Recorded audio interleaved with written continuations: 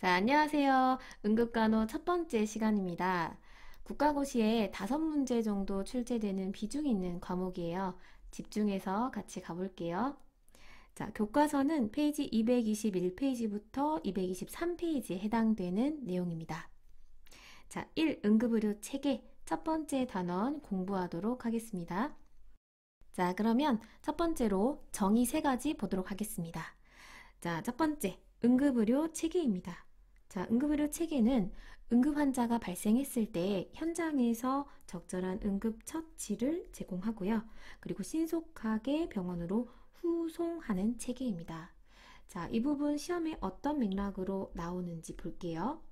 자, 응급 처치 후 후송한다 라는 맥락 보시면 되고요. 자, 여기에서 예를 들어서 골절의 상황이 있다. 그러면 응급처치로 보통 부목을 대요. 부목을 대고 후송한다 라는 문장이 나왔을 때는 맞는 문장이에요.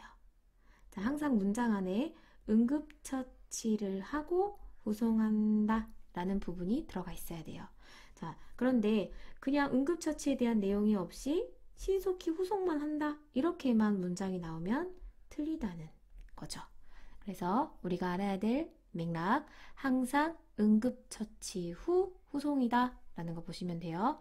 그냥 빨리 후송한다 그런 문장은 틀리더라 라는 거 기억하시면 됩니다.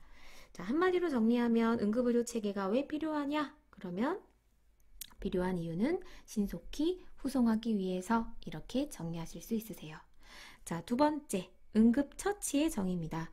자, 응급처치의 정의에서는요, 우리가 2가지 단어를 기억하시면 되세요.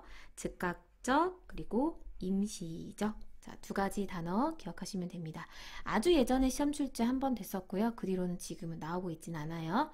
자, 즉각적, 임시적 처치를 무엇이라고 하는가? 그러면 응급처치 기억하시면 되고요. 자, 세 번째, 응급환자. 자, 응급환자는요, 즉시 필요한 처치를 하지 않으면 2가지가 위험한 환자예요. 생명을 보존할 수 없거나 중대한 합병증을 초래할 것으로 판단되는 환자. 자, 여기에서 즉시 필요한 처치가 응급처치겠죠. 자, 응급환자의 정의, 즉시 필요한 처치, 즉 응급처치를 하지 않으면 2가지가 위험한 환자, 어떤 거죠? 생명을 보존할 수 없거나 중대한 합병증을 초래할 것으로 판단되는 환자를 말합니다. 자, 다시 정리하고 넘어갈게요. 자, 정의 3가지 봤어요. 첫 번째로 응급의료 체계. 여기서 우리가 알아야 될 맥락은 항상 응급처치 후 후송한다 라는 맥락. 그래서 문장 안에 응급처치하는 부분이 꼭 들어가 있고 그리고 후송한다 라고 나오는 올바른 문장을 고르셔야 돼요. 자, 두 번째, 응급처치의 정의는 뭐 기억해야 되죠? 즉각적, 임시적 기억하셔야 되고, 자, 응급환자는요, 즉시 필요한 처치를 하지 않으면 2가지가 위험한 환자, 즉 생명을 보존할 수 없거나 중대한 합병증을 초래할 것으로 판단되는 환자. 자, 이렇게 해서 정의 3가지 봤고요. 다음 내용 넘어가도록 하겠습니다. 자, 두 번째로 우리나라 응급의료 체계 보겠습니다. 이 파트는 시험에 출제된 적은 없어요. 그래서 중요도는 떨어지는 부분이다. 자, 교과서에 있기 때문에 내용을 소개는 드릴게요. 자, 첫 번째로 역사를 보시면요. 우리가 처음 우리나라 응급의료 체계가 설립된 연도하고요. 그리고 그때의 이름, 이렇게 기억을 할게요. 자, 설립 연도는 1979년이고요. 그리고 그때 이름은 야간 구급환자 신고센터 이름이었어요. 자, 이게 추후에 82년도 119 소방구급대가 되었다라는 거. 자, 최초로 우리나라의 응급의료 체계가 설립된 연도와 그 이름 기억할게요. 연도는 1979년. 이름은 야간 구급환자 신고센터입니다. 추후에 뭘로 됐다? 119가 됐다. 자, 중간에 87년도 129 구명 안내센터 라는 게 있었는데요. 이것도 뭐 추후에 119로 합병이 됐다라는 거고요. 그리고 98년도에 1339 응급환자 정보센터 라는 게 있었어요. 이것도 추후에 119로 다 통합됐다라는 부분이 있으세요. 자, 이때 이 1339 같은 경우는요, 현재는 질병관리청의 번호예요. 그래서 질병관리청의 번호로 감염병을 신고한다거나 또는 질병에 관련된 정보를 제공받는 그런 전화번호로 생각하시면 됩니다. 자, 현재는 우리나라의 이 응급의료 체계를 담당하는 곳은 하나밖에 없다. 어디다? 119에서 모두 한다 라고 보시면 돼요. 자, 우리나라 응급의료 체계에서 역사에서 기억하셔야 될 것은 처음 시작 연도와 그 이름을 기억하시고요. 현재는 다 뭘로 통합됐다? 119로 통합됐다 라고 정리하시면 되세요. 자, 두 번째, 응급의료기관 구분 파트 들어가도록 하겠습니다. 우리나라 응급의료기관의 종류가 5종류 지금 소개가 되어 있는데요. 자, 첫 번째로 중앙응급의료센터가 있습니다.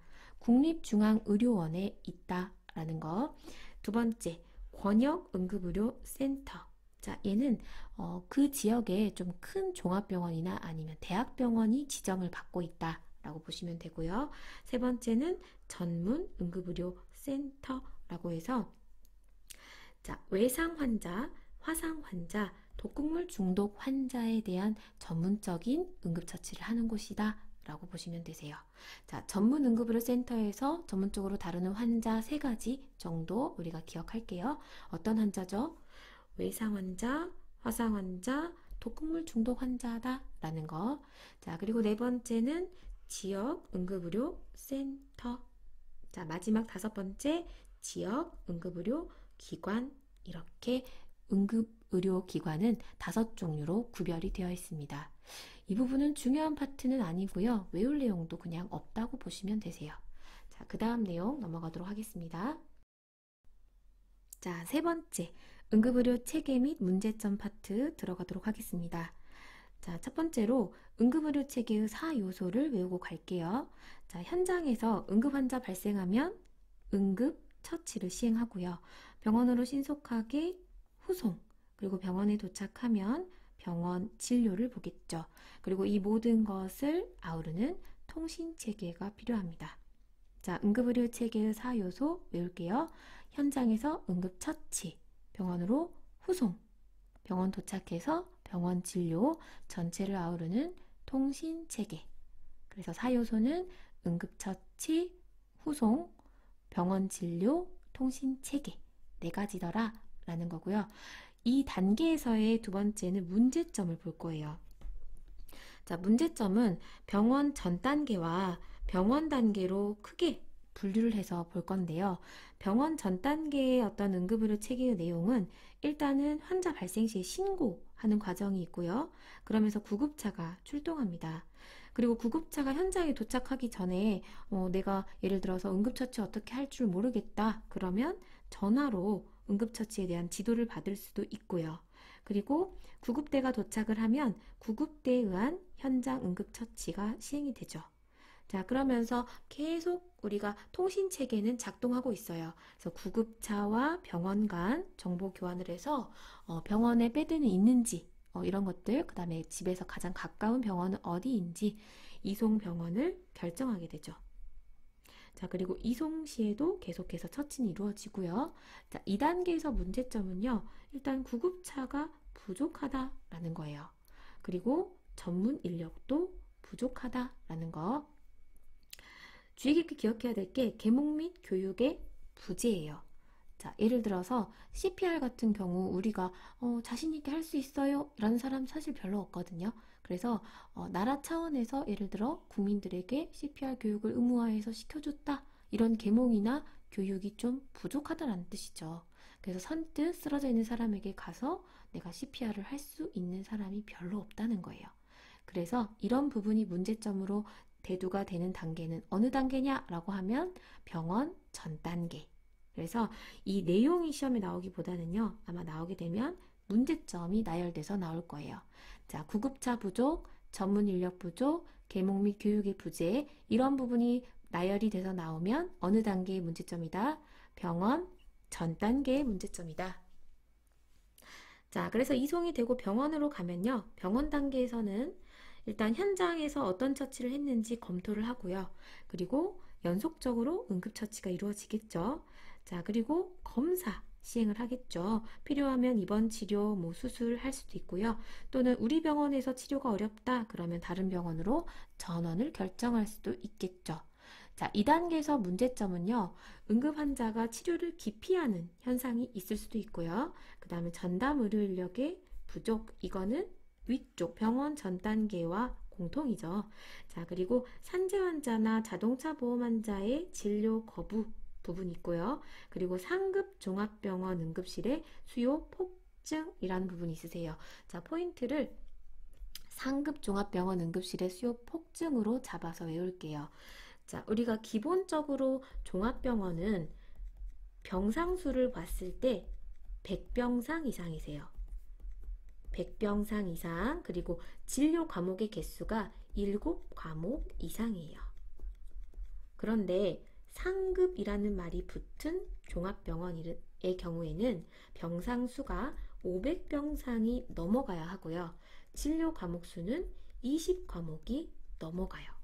즉 상급 종합병원이라는 건 종합병원 중에서도 상급이다 라는 거죠. 그래서 보통 그 지역의 대학병원, 좀 규모가 큰 종합병원이 상급 종합병원으로 지정이 돼요.